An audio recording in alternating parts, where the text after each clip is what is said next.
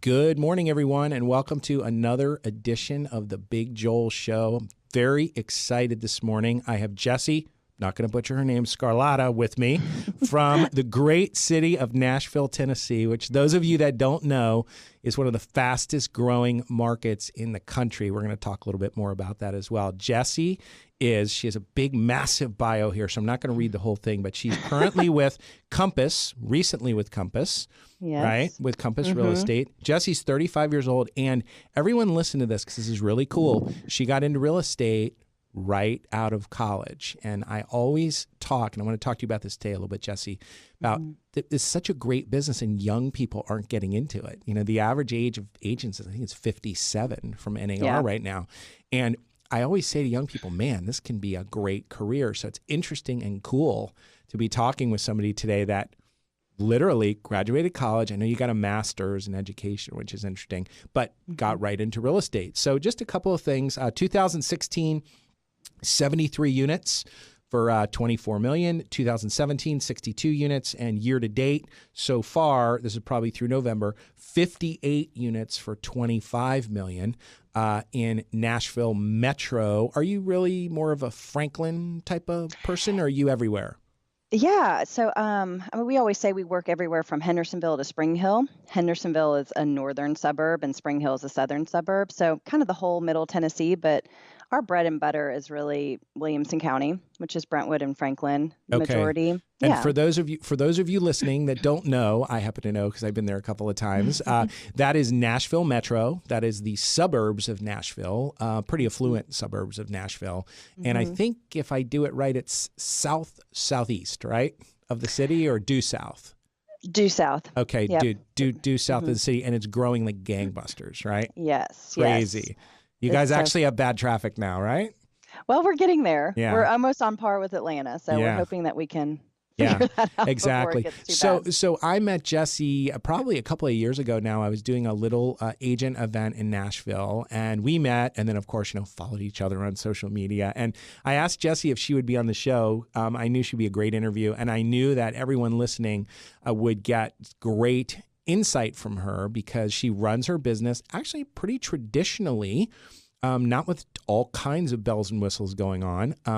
Jessi, I used to say low tech, high touch equals big money, and high tech, low touch equals no money. Now it's high tech, high touch, meaning you have to use the tech and you have to use the touch. And what I'd love for you to do, just give me your overall business philosophy, how you run your business. You're obviously the CEO of your business. You're the leader. How you run it, just in general, so people can get a feel who you are. Yeah. So we're a team of 5 currently. Okay. And our mission statement is we use real estate as a vehicle for empowerment. So the majority of that is the empowerment of women. That's our big mission and our big goal.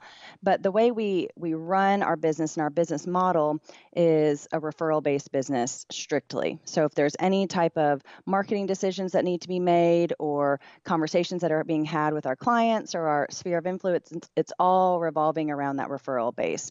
And so from a business model standpoint, we're not paying for leads. We're not chasing them because we really value that rapport that's already there. We appreciate not having to take that step and just bypass it. And we're already connected to the people that we're working with. And we feel like we can deliver, a higher level of service when that referral is put in place. So already. let's just get right in and unpack that. Okay. So there's people that are listening. They're going, oh, well, she's been selling real estate since she's 22 years old. So she's been selling real estate for 13 years. Well, I don't have a sphere of influence. I don't, I have to buy leads. And just so you know, that's exactly what people listening right now, that's their first thought. Well, I can't, if you read my book or whatever, the butt man, kill the butt man, but I could have done that. But that's right. That's what they're thinking. So let's back that up.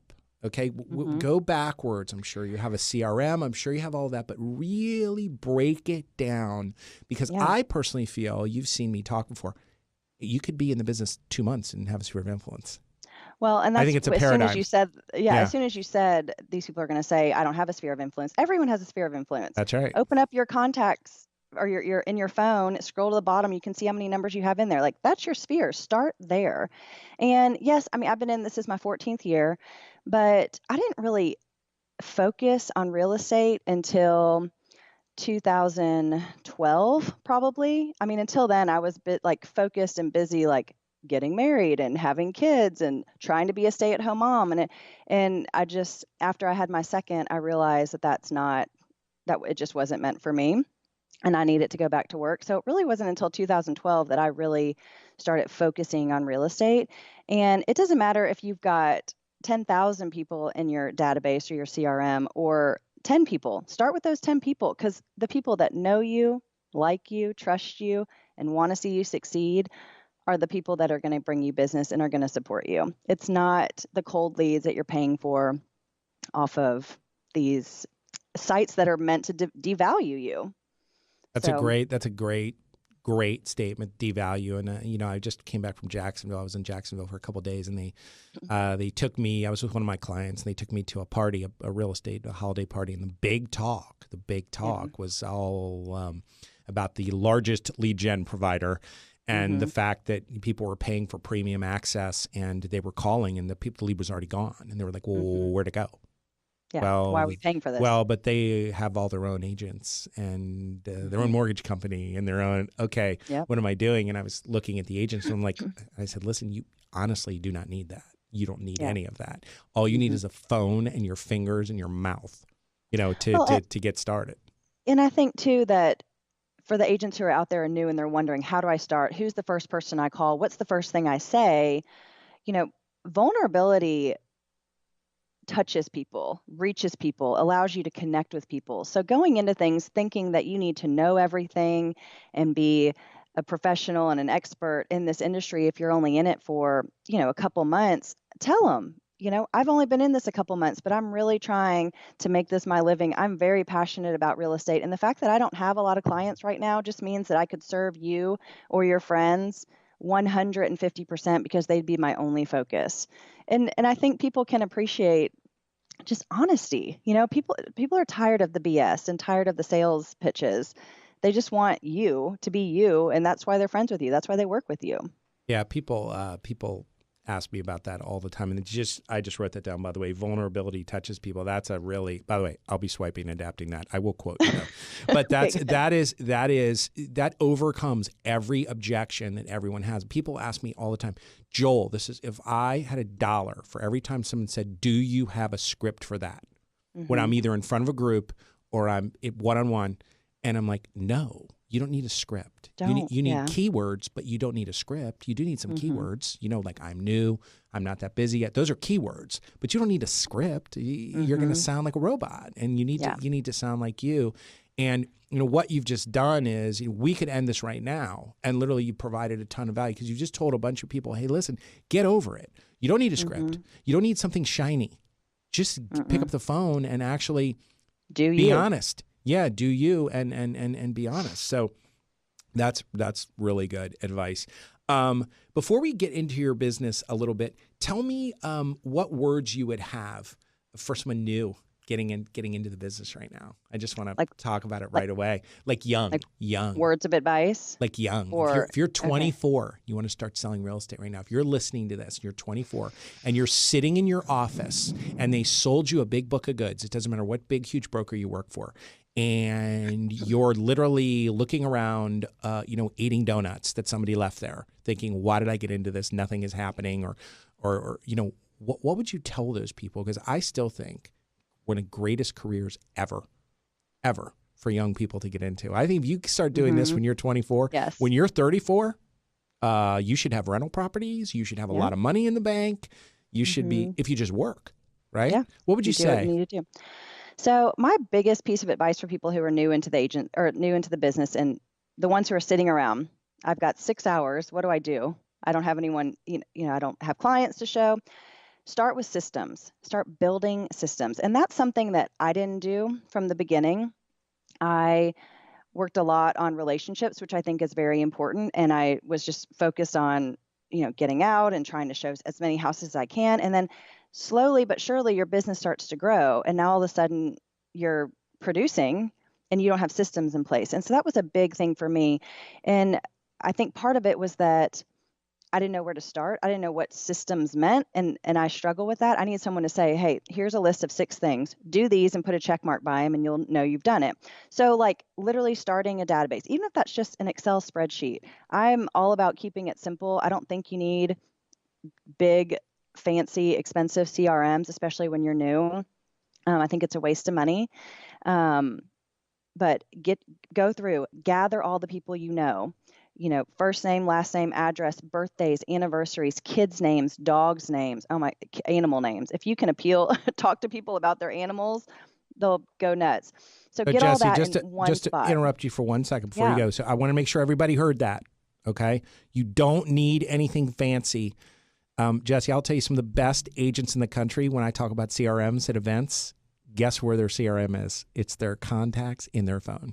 I mean, these are agents selling 100 houses a year. They go like this. Here it is. Here it is. And they hold their phone up, and I'm like, yeah, you got it. I just want to make sure everybody heard that. You do not need to spend $200 a month on a CRM. Okay, sorry. Keep going. So systems, database. So get a database. Get checklists in place. Okay. So if you don't know what should be on a checklist because you haven't done a transaction yet, go ask some of the senior agents at your office.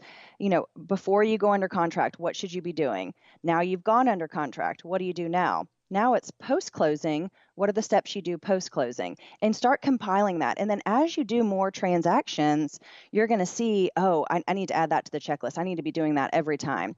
And it's something that is never finished. I mean, we've been doing it 14 years and we just added something this week to our checklist. And that's the way, we put a checklist with every file as it comes in, and we literally just work our way down that. And that's something that I didn't start doing until like year 10. And I was struggling. I'm like, I have all these contracts and like, how do I know if I've ordered the termite letter? I'm losing my mind, and, just things like that. So that's why I say getting your systems in place up front so that when you do start getting busy, you can just start plugging them all in. And there should be agents at your office that will collaborate and help you with that. But I'd say get your systems in place and then talk to everybody. Talk and meet as many people as you can. When I started getting, after I had my second child and really started focusing on real estate, I probably had a coffee in the morning 2 to 3 times a week. I had lunch probably every day with somebody. And then at night, I was going to events for people that I knew. So again, not like networking events, people in the industry, but like if my friend was having a Tupperware party, I don't need Tupperware, but I'm going to go and I'm going to put a smile on and meet people and things like that. Stella and Dot parties, anything that your friends are selling. Everyone sells Rodan and Fields right now. So, just go to those events and be present. And I would try to buy something at every event, even if it was like, don't wear your name tag. No, do not I refuse to sell. wear a name tag. No, it's you've heard me do that, Joel, right? Yeah, Where I'm like, by the way, if you have a name tag, burn it, and people look at me and go, "Wait, what?" I'm like, "Yeah."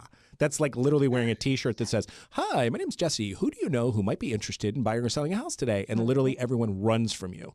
It's like exactly. It's like you're an agent. You're a real estate agent. And you go to the holiday party, and they're like, "Oh my God, she's here! Run! She's gonna try to sell us something." But that's a huge. A lot of people are hearing when you're saying that. And again, I want to clarify for everyone because I know exactly what you're saying. Okay, you're saying when I know what you're saying, but a lot of people are hearing that incorrectly. A lot of people are hearing, go there and mug people. Go there and maul people all day with your cool script that you bought from somewhere about how you get, a new transaction. And I want to just clarify, you are not saying to do that. You are saying to sincerely go and sincerely be involved. And sincerely support something that's important to the people that are important to you. Exactly. And then they're going to support you in the end. And not that that's why you're going, but I think if you're just authentic and genuine with people, they're genuinely going to care about you. And something that you said during that meeting 2 years ago or whatever it was, is when you go to these lunches, sit there, you have to learn 15 new things about somebody. Is it 15? Until you say anything about yourself. That's right. And I think that that's a great tip for these networking events, for these parties that you go to. And just don't make it about you. Everyone wants to talk about themselves. So let them. And you're going to connect with them. And then the first thing I do is, I go like them on or follow them on Instagram and friend them on Facebook. And before you know it, a year later, we're buddies and it turns into something, but that's because it's natural and organic and genuine. Those are great words. I mean, the way I put it is relationships are a marathon, not a sprint. Exactly. And most people are impatient and they think, oh, I just talked to that person, but I didn't get a listing. I did something wrong. Something didn't happen right. I didn't get a buyer out of that. No, you dummy. Real estate is a long game. Long game, yeah. It's a long game. If you do it right, you're going to get something. And, you've heard me before say, your job is not to sell real estate. Your job is to find people who know people who want to buy or sell real estate, become best friends with them, and get them to refer those people to you. Your job is to get the referral. Your job is not to write, your job is not to write the listing. Sorry, I just banged the microphone. I'm bad news with the hands. Talking with the hands. They're laughing at me in the booth right now. But, and it's key. This message is so massive for people. And it's even more timely because going into 2019 and forward, the number one thing that agents are freaked out about is technology and people replacing them, and loan officers as well. The whole business in general, title people, everyone is freaked out about it. And technology can never, ever replace someone saying to you, Jessi, seriously, who dressed your little girl this morning? You must be kidding me. And having you go, yeah. She's no longer allowing me to dress her. She's dressing herself. No one can replace that conversation, that connection. I think too, like no one can replace the hand on your shoulder when you're freaking out. No one can replace the hug on closing day. And you know what I mean? There's certain things that by nature we need human touch and we need human interaction and connection. And you can't get that with a robot. You can't get it with technology. No. Yes, we have to embrace it. And yes, we need to start using it to better our business, but it can't replace us because, and I think too that these agents need to know their value. They need to know that they're irreplaceable so that other people know that. If you don't know your value, no one else will know it either. Yeah, no, I agree 100%. Okay, so let's talk a little bit because we could talk about this literally for like 3 hours, run a seminar on this to teach people because probably 2% of the agents even think the way you're thinking right now, which is probably allowing you to be so successful in your market. Tell me a little bit about, I wrote down some good things. Now we'll come back to them. Tell me about your business. Give me like the big 2 or 3. If you're going to help that now there's people are listening. They're not necessarily brand new. They're like, hey, I only sold, I think NAR. I think I said it wrong last time. A friend of mine sent me a text and said, you were wrong. I said, average agent sells 4.1 houses a year, but I think I was using all licensed agents, even part-time. And I think the real NAR number is closer to 7 or 8 or something like that. And you're selling 50 plus or, 60s. You're way, way beyond. Even if the average was 12, you're so far beyond the average. Tell me some things that people could take away from this show that anybody could implement that if they're done correctly are just, awesome that you do in your business every day. And I know there's tons of them, but just give me a couple. Well, can I preface that with absolutely. Saying, I remember sitting in my broker's office and saying, if I could just produce $1 million, I could say, I'm $1 million producer. Right, and I remember that was my goal is like, I just want $1 million so I can say that. Right. And so, you have to start small and having goals that are big to you at the time. I mean, there's nothing wrong with that. So own it, go after it. And then the next year, it's just going to be something different. So, and that wasn't too long ago that was my goal. And so would you say, just to clarify, the first thing is actually have a goal? Set a goal. Okay, so set a goal. Okay, number 1, set a goal. Okay, and set a... and I kind of like them to be realistic. Okay, not a reach. I think just a realistic goal because I'm a big, under promise, over deliver sort of person. And I think that's true for yourself as well. Yeah. No, I want to feel successful and I want to feel accomplished. And I think if I were to constantly have a reach goal and I didn't ever reach it, I would get down on myself and I think it would start. If you sold 5 houses last year and you're you're building a referral-based business and your goal for next year is 30 houses, that's probably never happening. Not happening. Unless something weird happens, and you list a whole development or something, that's not going to happen. It's more like if you sold 5 houses, a good goal is 15, at 10. And even that's a big goal. Even that's a big goal. Oh, yeah. So I think set a goal, set a realistic goal. Number two, I would say surround yourself with bigger producers, seasoned agents, and get to know them and ask for people. Agents love to give advice. They love to tell you why they're successful. And I mean, soak it up if you can. And then those agents also need open houses. That was a big thing for me. I did open houses when I didn't have any listings and any buyers. I would do an open house every Sunday, and I gained a lot of clients that way. And again, it was a marathon, not a sprint, but I built a business off of the people. That's how I built a database, was just gathering this contact information from open houses. And another thing that I tell some people sometimes is that if your market's like Nashville, there's not a rental market. Okay. Realtors don't work in the rental side, but there's tons of renters coming in and they need help and they need advice and they need hand holding. So if you have time to just give them a couple hours, do it, because those renters are going to turn into home buyers down the road. And those people, and I built a business off of that as too. Tenants who turned into home buyers. All right, so I think go. Just Hold focusing on the smaller people. Go dive down on that. Okay. How did you actually do that? Build a business off of those tenants. Yeah, what did you actually do? So I started with a conversation saying, we don't really help a whole lot in the leasing side. There's not much of a market here, but I want you to feel like you have someone that you can depend on and you can rely on to give you advice. Who was the conversation with? This is with the potential tenant, the person How did you looking get for to a rental. How did you get to him? Meaning, did you actually go to rental places and say, I'll help your people? What did you do? So these are people who are reaching out to me. So that's why I'm like reaching back to see why they would call me. But I feel like I get rental calls all the time. Okay. Set up online profiles. So go to Google, go to Yelp, set up profiles, and get people to leave reviews.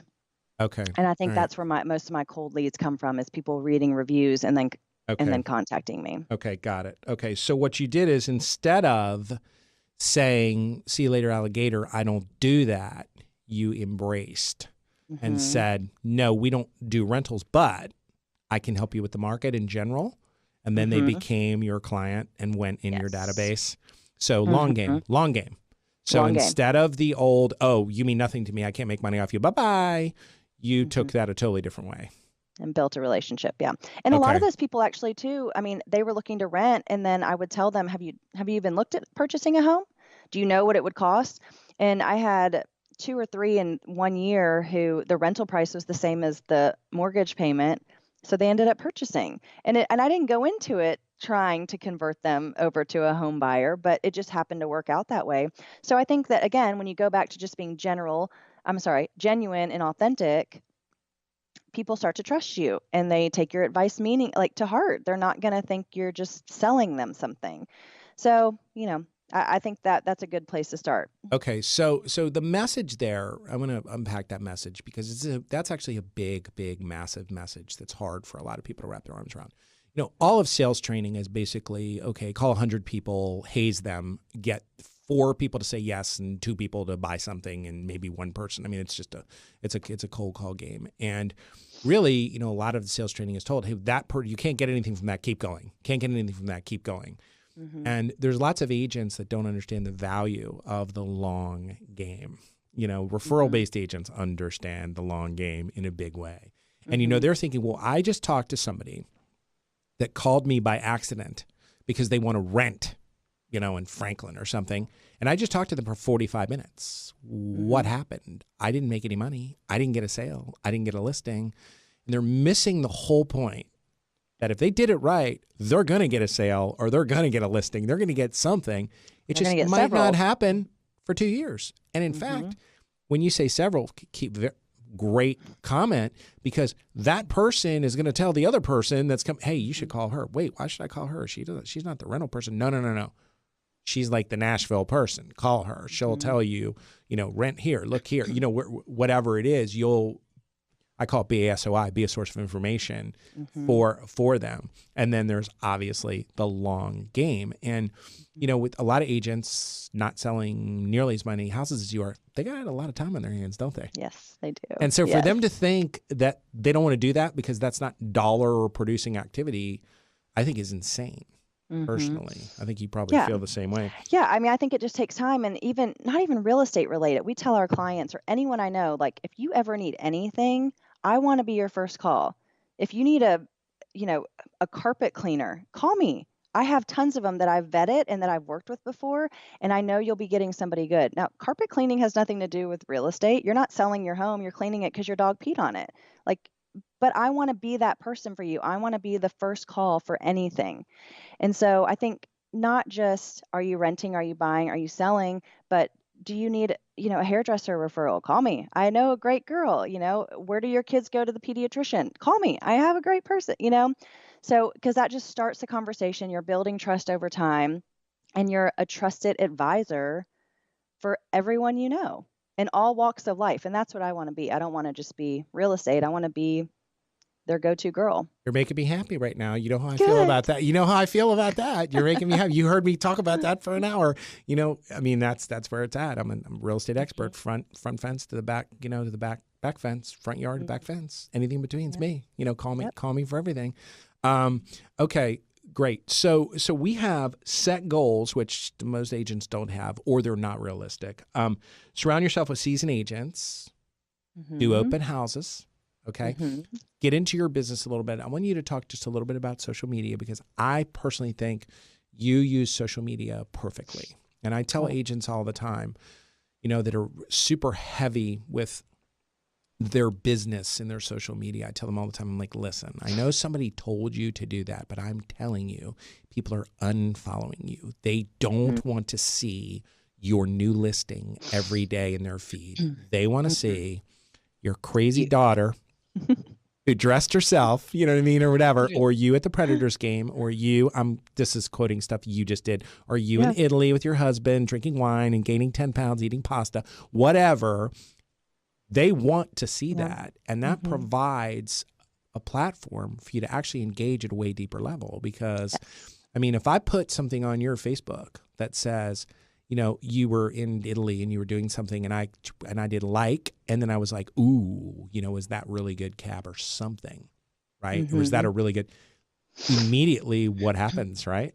You're engaging. Yep. You're engaging at a totally different level. So, I mean, you're active on Instagram. You're active on Facebook. I'm not a big Twitter person, so I don't know. LinkedIn.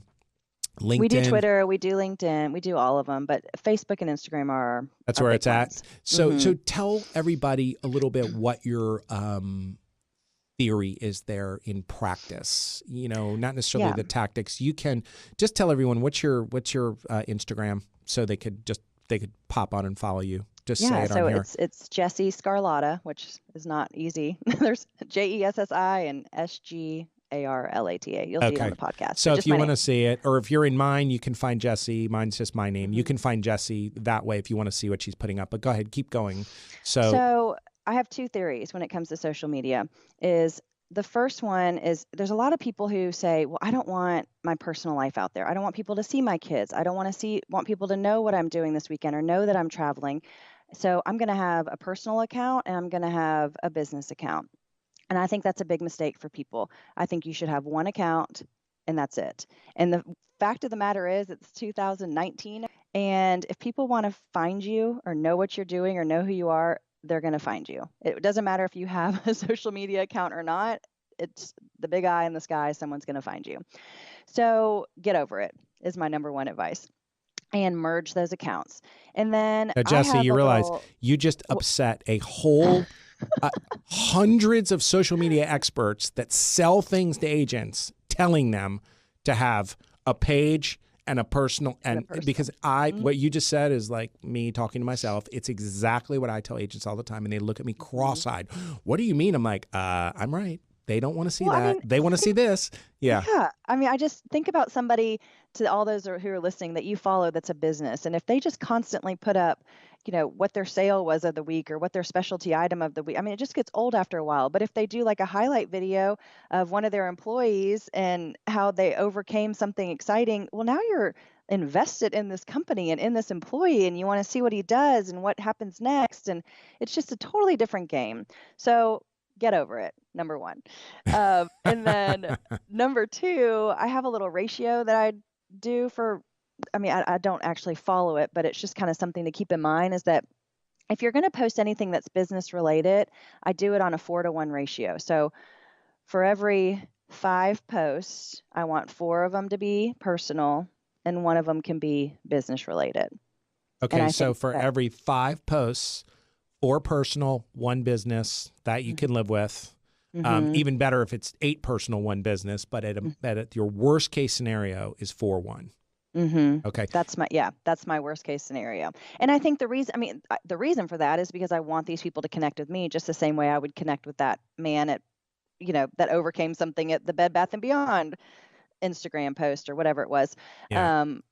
And again, like you said, it helps people engage. No one's going to, you can put coming soons and just sold and closing day photos and things like that, but nobody knows those people. Nobody, if anyone comments, it's going to be their friends, which is okay. But I want to be able to talk to people and start the conversation. And, about gnocchi in Florence, Italy, people will talk all day long about it. I was following closely. I know all about that. And I was following, we don't know each other that well, but you were posting, I'm obviously, what I post. So anyone that watches me Food. just is all liking the burger I just ate last night at the Jacksonville airport, getting ready to fly back. They're like, whoa, nice burger. So of course I was very interested in what you were putting up there because it was all food stuff. And you and your husband were having at it, probably wearing sweats on the plane on the way home, right? Yes, we did, actually. Full diet for 3 weeks after you got back. So just tell everyone, too, I should have asked at the beginning, but we don't have tons of time, and I'd just like to get into it, especially with someone like you. So you're married, and you have 3 kids. How old are the kids? They are 8, 7, and 3. 8, 7, and 3. And I know I keep referencing your daughter because she's really, not to belittle the rest of your family, but she's clearly your social media star. I don't know whether it's the glasses or what it is, but she looks like full sass all the time, and she's fun. She is huh? 100% Spitfire. Yeah, she is mischievous yeah. and ridiculous. Yeah, exactly. In all the good ways. So tell me, tell everyone a little bit about, because you're running a successful business. You're also a successful mom with 3 kids and a husband. Tell everyone a little bit about like your balance, your day to day, because you do have that 3-year-old, which is a different deal. That 3-year-old's not going to kindergarten, yet. They didn't get on the bus or they're not in school yet. So, well, they might be in nursery school, but tell me a little bit about that. So my family is my number 1 priority. And then work is probably maybe second or third. I don't know. And I think knowing that balance is, and I think everyone should know what that balance is, know what your priorities are and stick with it and make your decisions based off of it. So it is tricky being a mother of 3 and my husband works full time. He travels some and also just gender roles, they are what they are. We try to divide them, but it is expected of me to get them to school and to be there when they get home and to do the majority of the things that back in the day the women used to do. It's still on my plate a lot. So that's hard. And so I think balance really comes with having an amazing village. Okay. So, surround yourself with people that are really going to help you. And we're fortunate enough that my parents live like a mile from us and they're both retired and they're obsessed with the kids. So they help out a lot. But, I think knowing that that's my number 1 priority and always putting that in the front of my mind and in the front of my business, people understand it. And I set that expectation very clearly from the front with people too. So, I think that has made me lose some business and I'm okay with that. But it's but I'm okay with boundary thing. If you're sharing who you are, especially on social media, right? If you're sharing who you are, and you get the classic call, someone referred, whatever. Hey, can you come show me? Can you show me houses like now? Right? I mean, you know how it happens. And you say, you know what? I can show you houses in an hour, or however you run your business. Maybe you've already met with them. Like they're a current client. They're hot to trot. They were up at 4:00 in the morning drinking wine, looking at stuff, and they want to go see something. And you say, you know what? I can't show you houses now. I can show you houses in 2 hours because I have my daughter's dance recital and my son's soccer game. And then I could get ready and do that, or can we meet on Monday or whatever? They're seeing you. They know like how you roll, and you're right. Could you maybe lose business? Yes. but is that a client that you would ever really be connected with, that would ever really refer you people? Someone that rolls like that? And the answer is no, that's why, right? No, yeah. And that's where I was going to go with it, is that, don't make your decisions based off of fear. I'm not going to say, yes, let me jump in and go show you these houses right now because I'm scared of losing you as a client. You need to make them based off of, reality, and live in a place of abundance. There's enough out there for everyone. And like you said, if they're going to get pissed off that I can't show them a house in an hour because I've got 3 kids and it's Saturday morning, Right. then take a hike. Like, I'm okay with that. Because the message here, this is a huge message. It takes a long time for people to understand this message too. The message is the big picture, the unit, the commission, the sale is not really what you want. You want the client that you're going to get 20 referrals from, right? The relationship. And that is probably not someone that you're ever going to have that kind of relationship with. Maybe it is if you say, hey, listen, I'm busy. And they go, oh, no problem. I'm really sorry. I was excited. Oh, okay. No problem. Can I call you at 12 and let's talk about it once I have all the kids situated? Can I call you at 12? I mean, look, one of the things I see that agents, not necessarily agents, but this big, this work-life balance, all this stuff. And then now a lot of people are coming out and they're saying, look, it's BS. You need to know your boundaries and you know where you are. But if you think you're going to work 20 hours a week and no, that's not going to happen. These people, I go on vacation a week and a half every month. And they're like, that like you're lying. If you have a big business, you are lying. You're not doing that. That's a lie, but okay. All right. So that's a really, awesome message. And what you said, and it went by really fast. I would almost want people to rewind and hear it. I would say probably 98% of every agent walking around would drop everything they're doing and put that person in a car to go show them houses. And a lot of them do it, and they don't even know if the people are qualified to even buy. They're not even smart enough to go, will you be paying cash? Oh, yes, I will. Okay. Would you be able to show me where that cash is before we get in the car? Or did someone pre-approve you already for a mortgage? Or they'll just throw them in the car. Yeah. Because what they're doing is they're calculating, $400,000 house, I'm going to make $8,200. Oh, $8,200. No. I got to go. Let me help you out. Yeah. That's zero. You're making nothing. That's nothing. Yeah.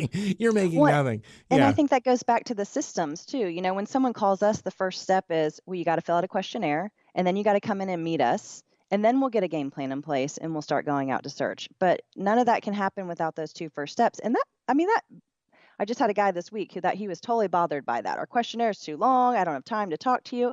Well, I'm sorry. There are lots of agents here that I'm sure can help you. And that was like an $800,000 client from California paying cash, which that would be really easy to bend over. But if you're going to run a referral-based business, you start making exceptions for other people. Well, the fact of the matter is they all talk and we're all connected because this is a referral-based business. And now all of a sudden you're not being consistent with your business model and your plan, and it's what an incredible message I'm looking at the clock. We're going to have to wrap up, but that was a nuclear bomb message you just gave people. Again, there's a lot of good stuff in here, but to basically say, I don't care. $800,000 cash buyer, don't care. Long hair, don't care. I don't care. Because you're not going to do this my way. You're not going to do it the professional way. Sure, I'll bend a little bit. Yes, you're a customer, but no, I'm not bending that way. And there's another podcast we have released. It's coming out Friday. It's out there, whatever. It's Coy Banks. He goes through this whole thing about, look, you will sit down with me. You're meeting with me. You're not, no. If you don't want to, you're going to someone else. And I know a lot of agents, there are a lot of agents that are going to hear what you just said, and they're going to go, BS. No way she said no to an $800,000 cash buyer. There's no way. And I know you, and I know you did. And by you saying no, you probably got another $10 million worth of business from someplace else, meaning for you. Just my time and my energy and investment. That's exactly right. And that message is massive. And it's really hard it takes a long time. That my private coaching clients, agents, it sometimes takes years for me to pound that into their head that what are you doing?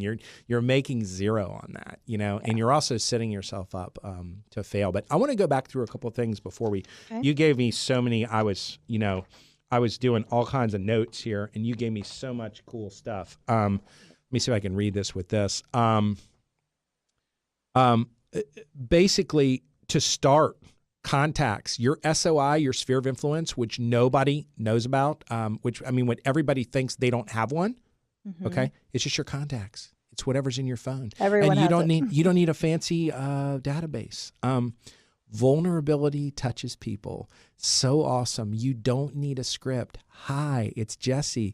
Hey, Jessi, how are you? Hey, I just want to let you know, starting a new career. I got into real estate. I'm really excited about it. And I just wanted to tell you and just share my excitement. I mean, you could probably go a million ways with that, but I'm just giving a very fast example.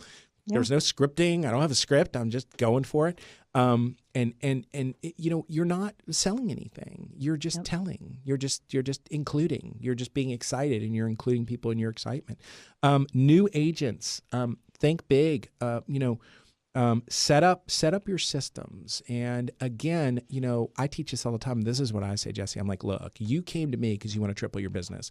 I'm going to triple your business, and we're going to burn the house down because your house is built on quicksand. We need to lay cinder blocks down on this thing, meaning what are your systems if I take you from selling 2 houses a month to 12 or whatever it is? What are you going to do? You're going to crash and burn. You're going to be calling me going, oh my God, I'm working 900 hours a week because you won't be able to handle it. And so set up your systems, even if you're selling no houses. Set them up anyway. Think big like you are. Transaction checklist. Start talking to people. Database does not mean you have to spend $100 a month on a database. It could be an Excel spreadsheet. It could be your contacts in your phone. I tell people you could write it on your hand. I don't care. Put it on a sheet of paper. Any place you have a name and phone numbers and email and whatever is your database.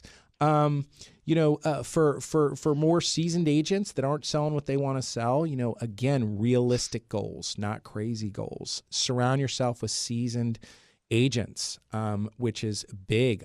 Do open houses. Don't be lazy. So I always tell agents Saturday and Sunday is Monday and Tuesday. So you start selling a lot of houses. You need to understand that's your Monday and Tuesday. And then we talked a little bit about social media. We can do this again. Will you do it again with me? I would love to. We could do this again because we missed so many things. But social media, which you're very good at, number one, get over it. Meaning you're going to share it yourself. This hiding or this business page and this personal page, no dice. Just go all in and don't worry about it because they can find you anyway. Great message. And then the other message, which was kind of cool, which I hadn't heard a lot about, your own personal Jessi ratio of 4-to-1. And that is, if you do put something businessy up, you standing at a settlement, holding the key, whatever, something very businessy, you make sure you always have at least 4 personal posts to go against that. So 4-to-1, 5 posts, 1 business, 4 personal. So everyone, this is Jessi Sgarlata, Nashville, Tennessee. She's with Compass recently. You're digging it, huh? Like it? I love it. Okay. I love it. And, for those of you that want to Google her, look her up.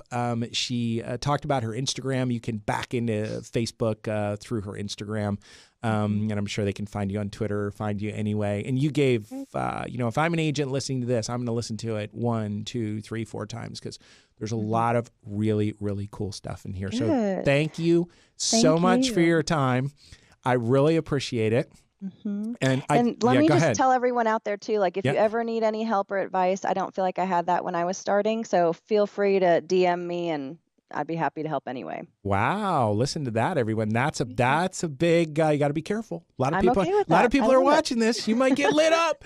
That education background. Exactly. I asked Jessi before, I said, wait, you got a master's? What do you get a master's in? She said, education, but I didn't use it. I said, wrong. You're using it every day.